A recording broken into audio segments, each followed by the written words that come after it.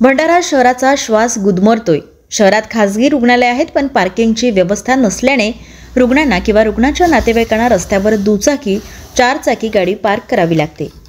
भंडारा शहरातील 60 पेक्षा अधिक खासगी रुग्णालय आहेत। प्रत्येक रुग्णालय बांधकाम करताना इमारतीत पार्किंगची व्यवस्था नकाशामध्ये दाखविल्यानंतर नगर परिषदेकडून बांधकामाची हिरवी झेंडी दिली जाते, पण नकाशा वेगळा सादर केला जातो व बांधकाम नियमांना धाब्यावर बसवून केला जातो।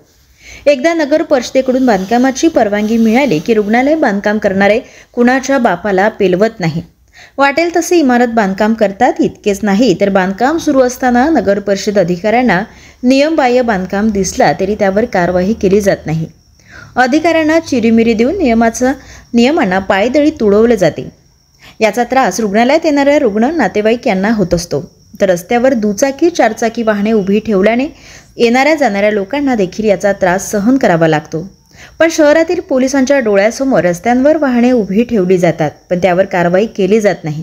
आता ही बाब मुख्याधिकारी यांना माहिती असून देखील त्यांनी आता कारवाई करणार का असे सांगितले आहे।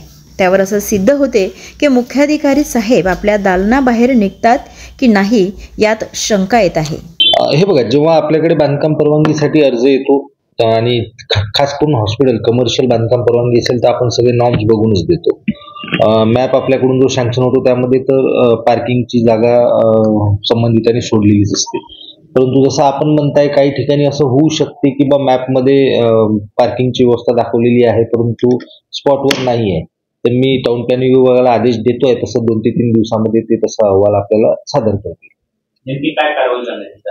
हे बघा, आपल्याकडे जे बांधकाम परवानगी आपण देतो नगरपालिका क्षेत्रामध्ये ते 2 GR अंतर्गत देतो। एक UDPCR आहे आणि एक MRTP आहे। MRTPचा कलम 52, 53, 54 अंतर्गत प्रत्येक हॉस्पिटल किंवा प्रत्येक कमर्शियल प्रतिष्ठान जे आहे त्यांनी पार्किंगची व्यवस्था सोडायला पाहिजे।